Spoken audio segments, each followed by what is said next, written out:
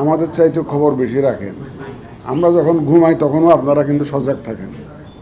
আমরা যখন আরামে ঘুমাইতে থাকি তখন আপনারা টিভি স্টেশনে বা রেডিও স্টেশনে আপনারা কিন্তু ব্যস্ত থাকেন, সংবাদ সংগ্রহে ব্যস্ত থাকেন। আমাদের চাইতেও কম জানেন না কিন্তু আপনারা। এখন সার্বিক পরিস্থিতি নিয়ে তাদের সাথে একটু আলোচনা করেছি। আমার মূলত উদ্দেশ্য ছিল আমার মেসেজের মধ্যে যে জাতীয় নির্বাচনের যে বিষয়টি এসছে, যখনই হোক ফেব্রুয়ারিতে, হোক এপ্রিলে, যখনই হোক আমাদের তো প্রস্তুত থাকতে হবে। আগে আমাদেরকে বলা হয়েছিল যে আপনারাও জানেন যে ডিসেম্বর থেকে জুনের মধ্যে একটা যে কোনো সময় হতে পারে।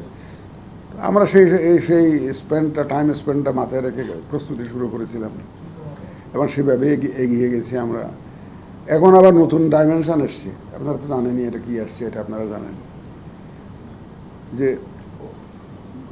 গতকাল বা পরশু দিনের যে ঘোষণাটা লন্ডনে বসে হয়েছে, এটা আপনারা যেটুকু জানেন, আমি এর বাইরে বেশি কিছু আমি জানি না।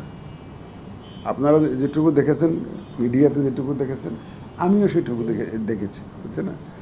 এখন যদি আপনারা যদি মন্তব্য শুনতে চান, আমি কিন্তু ওই আপনারা যেরকম আলাপ আলোচনার মধ্যে মন্তব্য আমার সেরকম হবে, আমি তো সেটা করতে পারবো না। আমি ভিতরের কি আলাপ হয়েছে, শুধু ওই জয়েন্ট একটা স্টেটমেন্টের মতো দিয়েছে, এটা তো আনসাইন্ড। আমার কাছে যেটা আসছে আনসাইন্ড, একটা কপি আমি পেয়েছি আনসাইন্ড।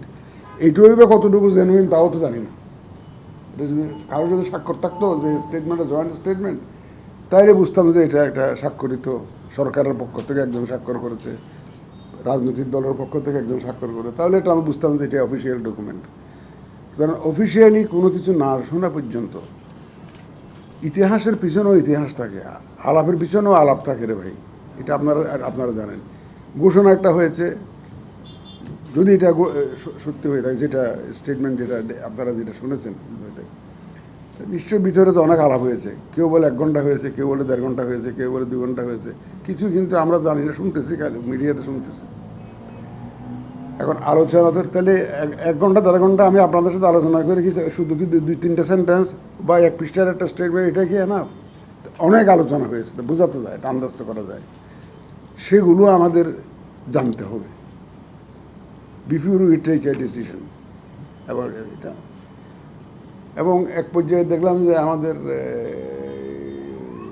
এটা ওই যে নিরাপত্তা উপদেষ্টা ডক্টর খলিলুর রহমান, উনি একটা আশাবাদ ব্যক্ত করেছেন, এটা কোনো সিদ্ধান্ত না, আশাবাদ ব্যক্ত করেছেন যে নির্বাচন কমিশন একটা হয়তো শিগগিরই একটা তারিখ ঘোষণা করবে, এরকম একটা আশাবাদ উনি ব্যক্ত করেছেন। নর্মালি যেমন এখন আমাদের সব কিছু নর্মালি দেখলে হবে না, এটা একটা বিশেষ পরিস্থিতির ব্যাপার, দেশের জন্য একটা বিশেষ পরিস্থিতি। এখন বিশেষ পরিস্থিতিতে বিশেষ ধরনের সরকার, অন্তর্বর্তীকালীন সরকার, এটা কিন্তু তত্ত্বাবধায়ক সরকার যে শাসনতন্ত্রে ছিল সেরকম না, এটা অন্তর্বর্তীকালীন সরকার। যদি শাসনতন্ত্র যেটা আগে বহাল আছে, যেটা ওই অনুযায়ী হলে আমরা তো পার্লামেন্ট ডিজলভ হওয়ার 3 মাস আগে ইলেকশনের ঘোষণা দিতাম, অথবা কোনো দৈব দুর্বিপাকের কারণে যদি ভেঙে যেত তাহলে 3 মাসের মধ্যে ইলেকশন করার কথা বলতাম। এটা আমরা করতে পারতাম, ইজিলি করতে পারতাম। কিন্তু যেহেতু একটা বিশেষ ধরনের সরকার, বিশেষ ধরনের পরিস্থিতি, আমরা যাবৎ দেখে আসছি যে সরকার আলোচনা করছে বিভিন্ন রাজনৈতিক দলের সাথে একটা সমঝোতার ভিত্তিতে সব কিছু করার জন্য একটা আলোচনা করছে, সংস্কারের বিষয়ে আলোচনা করছে, বিচারের বিষয়টা অবশ্য কোর্টের ব্যাপার। কেউ বিচার আপনি টাইম লাইন দিয়ে 1 মাসের মধ্যে বিচার করতে হবে, 2 মাসের মধ্যে, এটা বিচার হবে না, অবিচার হবে। বিচারটা বিচারকের হাতে ছেড়ে দিতে হবে, এবং আইন অনুযায়ী যাতে হয়। তবে একটু ত্বরান্বিত করার একটা বিষয় থাকে, এটা যে এখানে আপনি একটা ডেট দিলেন, 1 বছর পর আর একটা তারিখ দিলে সাক্ষী ওইভাবে তো ডিলে করা হয়ে যায়। বাট আন্তরিকতার সাথে চেষ্টা করে যত দ্রুত সম্ভব একটা বিচারের বিষয়টি আলোচনা করতেছে দেখছি আমি সরকার। কিন্তু বিচারের জন্য বোধহয় ওইরকম করে এক্সপিরিয়েট করার জন্য টাইম লাইন দিয়ে আপনি বিচারের সংখ্যা বাড়াইতে পারেন। এখন তো আমি দেখলাম যে কালকে বোধহয় দেখলাম বিচারকের সংখ্যা বাড়াবে, কোর্টের সংখ্যা বাড়াবে। এটা একটা পদ্ধতি, বিচার ত্বরান্বিত করার, এটা একটা পদ্ধতি। যে আপনি যদি বিচার 1 জন ছিল, আমি 3 জন করলাম, তাহলে তো বিচার দ্রুতই হয়। তাহলে এই একটা আছে, সংস্কারের বিষয়টি আছে। এখন এগুলো নিয়ে সরকারই আলোচনা করতেছিলেন এ পর্যন্ত।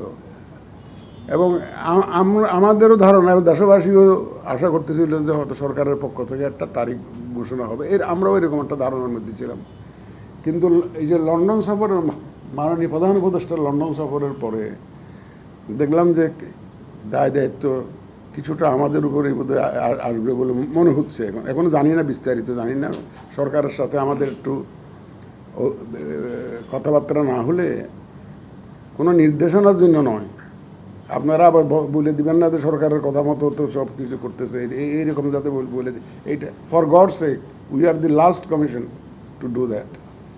আমরা কোনো কারো নির্দেশনায় কাজ করব না, কিন্তু একদম এটা পরিষ্কার। এটা আপনারা you can convey this message to the nation যে আমরা কারো হুকুমে, কারো নির্দেশনায়, কারো পরিচালনায় আমরা কাজ করব না।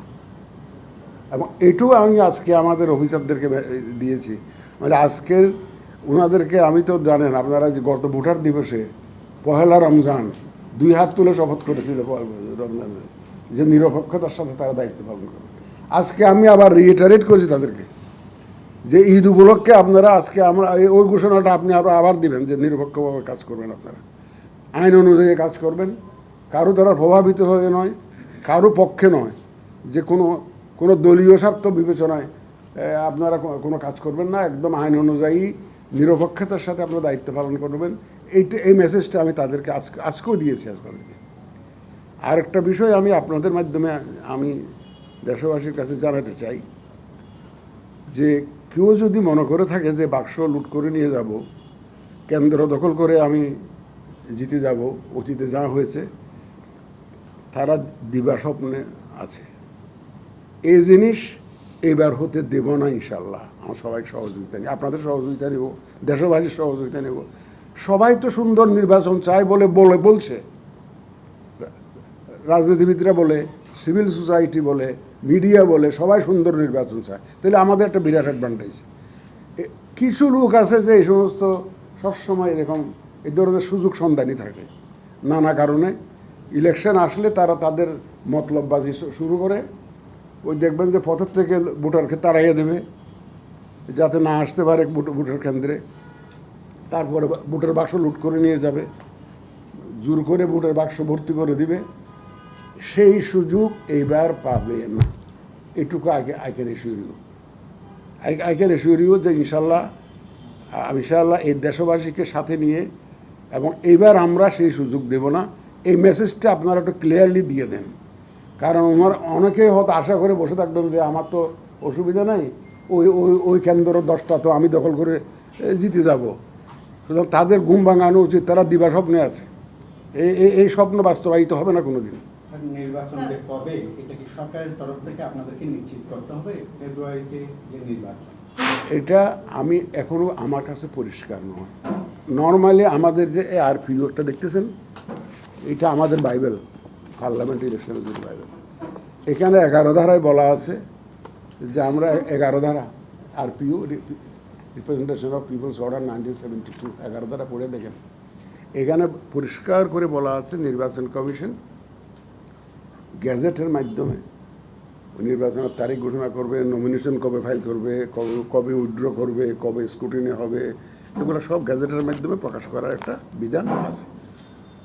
6 মাস 8 মাস আগে অমুক তারিখে নির্বাচন হবে এটা বলার বিধান তো এখানে নাই।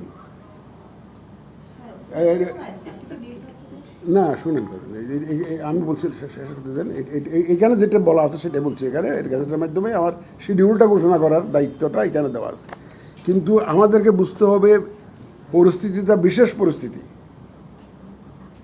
না লিখে এত পার্টির সাথে আলোচনা করে কি প্রধান উপদেষ্টা এতদিন ধরে আলোচনা করতে এমনি করতেছে? এটা একটা বিশেষ পরিস্থিতি থেকে সবাইকে নিয়ে উনি ইলেকশনটা করতে যাচ্ছেন, সবাইকে নিয়ে উনি সবাইকে অনবোর্ড করে ইলেকশনটা করতে যাচ্ছেন, যাতে একটা সুন্দর নির্বাচন, উনি বললেন একটা ঐতিহাসিক নির্বাচন দিতে চান করে বারবার করে ঘোষণা করছেন। তবে আমি এটা উনি যখন এটা বলেন না আমি খুব খুশি হই। কেন জানেন খুশি জানেন? যে তার মানে আমাদের উপরে ওনার আস্থা আছে, কারণ উনি তো ইলেকশন একা করবেন না, উনি ইলেকশন কমিশনের মাধ্যমেই করবেন। ইলেকশন কমিশনের মাধ্যমে যদি উনি যদি এই ধরনের ঘোষণা দেশে বিদেশে, জাপান গিয়েছেন ওখানে বলেছেন, চায়না গিয়েছেন ওখানে বলেছেন, লন্ডন গিয়েছেন ওখানে বলেছেন যে আমি একটা সুন্দর ঐতিহাসিক নির্বাচন এবার জাতিকে উপহার দিতে চাই, তাহলে উনি ওই ওই নির্বাচনটা কী করবে? আমরাই তো করবো। রোড ম্যাপ কবে দেবেন? কথা বলেছে সরকার যে নির্বাচন কমিশন রোডম্যাপ দিবে। রোড ম্যাপটা কি জিনিস ভাই, আমাকে একটু বুঝান তো দেখি। ইলেকশনের ডেটটা না না না, শুনুন, আমি তো বললাম তো, আমি ওনারা কি আলোচনা করে লন্ডনে, আপনারা যেটুকু দেখেছেন একটা এর বাইরে আমার আর কোনো নলেজ নেই। রাইট নাও টিল টুডে, এই আপনাদের সাথে যখন আমি কথা বলছি তখনও আমার চিন্তায় যে আমার এই যে এখানে লেখা আছে, নোট করে একদম দেখেন কোনটা আমাদের প্রস্তুতির জন্য কি কি করতে হবে, আমার এই যে আমি নোট করে নিয়েছি আজকে। তাহলে এই যে আমি এখন আমার প্রস্তুতির বাইরে কিছু চিন্তা করছি না। যখন সরকারের সাথে কথা হবে যে ওনারা কী আলোচনা করেছেন, আমরা তো নিশ্চয়ই একটা ওনাদের ভাব বুঝতে পারবো, বুঝে তখন একটা তারিখ যখন যায় সেটা করবো। এখন আমাদের চিন্তা ভাবনা, ধ্যান ধারণা, শয়নে স্বপনে নিজেদের প্রস্তুতি, ইলেকশনের প্রস্তুতি।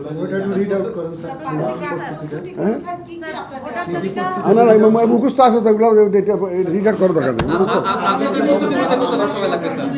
আরেকটা ঘোষণা করবে আমরা কি এটা বলতে তফসিলের আগে আসবে না না না, সেরকম তো বলি না। এই পরিস্থিতি একটা বিশেষ পরিস্থিতি। আপনারা অতীতে বহু ইলেকশন দেখছেন, নির্বাচন কমিশন একটা সিইসি সাহেব একটা জাতির উদ্দেশ্যে বক্তৃতা দিয়ে একটা শিডিউল ঘোষণা করেন, এটাই তো। নাকি 10 মাস আগে একটা তারিখ দিয়ে দেয়, এরকম দেখছেন কোনো সময়?